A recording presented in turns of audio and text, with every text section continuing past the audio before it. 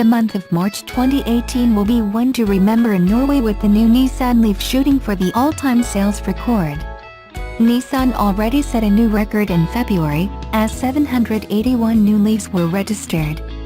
However, preliminary data shows that, in the first 19 days of March, a whopping 1,191 LEAFs were registered. With 1/3 of the month to go, the final result could be 1,500 or so.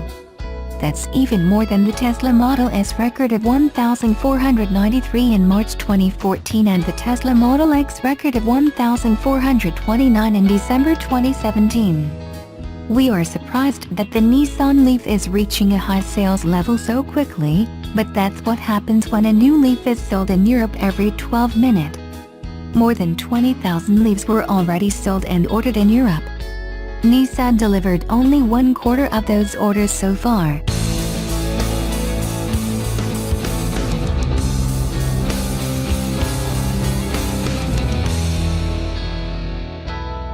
At this year's New York Auto Show, Subaru will be presenting the all-new 5th-generation Forester to replace the current model, which first launched in 2012. The teaser campaign is already underway, starting with the first official photo revealing the new Forester's rear taillight design. It gave us hope that the new Forester will adopt a more aggressive design inspired by recent concepts like the Visiv Tourer. Ahead of its official reveal next week, leaked photos taken from a Japanese magazine have revealed the mid-size crossover's design. The photos, published by Allcar News, show that the new Forester will have an evolutionary design with minor styling tweaks. We were hoping for a more striking design, but then this isn't a crossover that's renowned for having bold styling. There are still some cues from the Visiv future concept revealed a few years ago, but its daring design has been toned down considerably for the all-new Forester. At the front is a new fascia with a larger grille and new restyled headlights, as well as plastic body cladding and a silver skid plate below the grille. Elsewhere, the bodywork features swooping character lines beneath the greenhouse and above the side skirts that inject some flair. The rear looks familiar, but features new taillights connected by a horizontal chrome strip. While the leaked images haven't been verified, they should provide a good indication of what the final production model will look like. It's a bit disappointing to see that Subaru hasn't been more daring with the design, but then the automaker doesn't want to spoil its successful formula. After all, the Forester is one of Subaru's most popular models and sells well in the US. Details are being kept under wraps for now, but we know the new Forester will ride on the new Subaru Global platform, which underpins the current Impreza. All-wheel drive will no doubt be available as standard.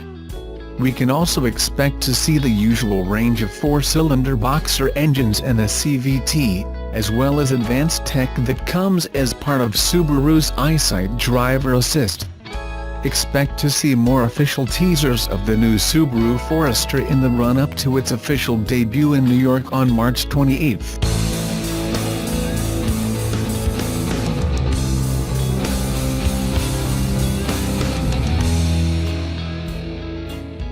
Nearly 8 months have passed since Musk handed over the first sets of keys to Tesla's mission-critical Model 3 sedans, and the first reviews are just coming in.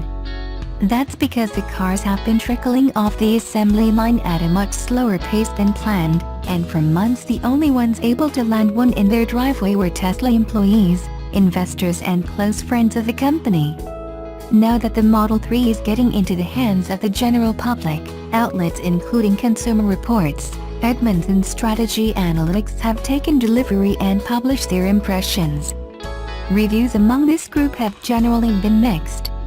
Driving dynamics and handling were among their consistent pros, while some of the commonly cited cons have had to do with poor build quality and problems with so many of the car's controls being tied to its touchscreen. Several analysts have cited Model 3 reviews as a significant factor in determining where Tesla shares are headed. According to Tony Sacconaghi, An analyst at Sanford C. Bernstein and Company, the investment thesis around the company hinges on its ability to boost production of the car, manufacturing it profitably and with good build quality. Sacconaghi wrote in a recent report to clients, "The company is well behind target with regards to how many of the sedans it's been making." He called profitability and build quality important wildcards and said that failure on those two fronts could be meaningfully detrimental to the company's fortunes. Here's a roundup of some of the first Model 3 reviewers' impressions. Consumer Reports gave the Model 3 a fairly positive first drive review. While the publication's last Model S had some issues with the fit of trim pieces, the magazine said that the Model 3's interior felt solid and that it hadn't yet noticed any squeaks, rattles or misalignments. Jake Fisher, director of auto testing at Consumer Reports, said in a phone interview, "It's honestly more like driving a Porsche Boxster than a typical luxury sedan. It's really fun and engaging to drive. The experience for rear passengers isn't as great." Fisher said that the Model 3's back seats sink close to the ground and are uncomfortable. He said, "You are sitting so low that your knees are high up in the air and you don't have any thigh support." The Model 3's 15-inch center screen has an impressive level of capability and functionality, the magazine said, but it's packed with menus and drivers are forced to use it in ways that don't always make sense, such as to adjust the car's adaptive cruise control speed. Edmunds had a similar take on the touchscreen, praising its clean and futuristic looks, while lamenting that its ease of use isn't as stellar. The car shopping researcher said the Model 3 was dramatically quicker and more engaging to drive than other popular EVs, such as the BMW i3 and the Chevrolet Bolt. It was harsher on how well the sedan was built, calling its body panel gaps inconsistent and criticizing the cracked vanity mirror and broken driver's seat shell in the car it took home. More worrisome, Edmunds has alerted Tesla's service center about problems it's had getting an appointment, and said new parts have been slow to come in. Dan Edmunds, director of vehicle testing, said in a phone interview, "The fact that Tesla would ship a car that doesn't have everything all worked out is a bit off-putting to me. It feels like the service centers are still staffing up to meet demand, and the service system isn't totally synchronized." Market researcher Strategy Analytics published a review focused on user experience and found that the Model 3's touchscreen is exceptionally difficult to use while driving and posited that it may have been designed for a self-driving future which has yet to arrive. Chris Schreiner, director of the user experience practice, said in an interview, "The Model 3 drove pretty well. It handled very well. Autopilot worked well on it. I didn't really have any issues with performance. But the positioning of the screen is a suboptimal experience for the driver. It's an uncomfortable reach to use, and all of this information like the speedometer and the controls for the windshield wiper are on the screen, which takes some getting used to." Schreiner also said that Tesla's speech recognition system in the Model 3 isn't ready. You can say send a text message saying "I'm going to be late," and you will see that appear on screen accurately.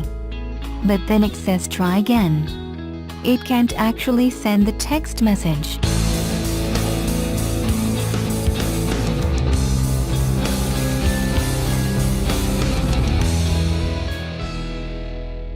The name Tesla may be synonymous with electric cars, but since the end of 2010, Nissan's been quietly selling the fully electric LEAF hatchback. It was even popular enough to earn a second generation. But from the sound of it, Nissan thinks sales of its next electric car will blow LEAF sales out of the water. That's because it's reportedly planning to turn the LEAF into an SUV. According to Autocar, Nissan's developing an electric SUV that looks a lot like the IMX concept we saw last year. Despite being larger and offering more ground clearance, Autocar believes this electric crossover will be built on the LEAF's platform. And when it finally goes into production, Nissan expects the electric crossover to be extremely popular. Mamoru Aoki, Nissan's head of European design, told Autocar, "Of course, we have the new LEAF, but I think the production version of the IMX concept will become a breakthrough model. The IMX is not just a concept car. In a few years, it will appear. According to Aoki, removing the engine will make the production IMX much more spacious than its gas-powered competition. Aoki said, "The interior is notably bigger than with a conventional vehicle and there's much more usable space, thanks to the totally flat floor allowed by the battery pack. The dashboard is also pushed right back because the HVAC unit is under the bonnet." So far, there's no word on how much Nissan's electric SUV will cost or what kind of range it will actually offer. But Hyundai's Kona Electric may soon face some serious competition.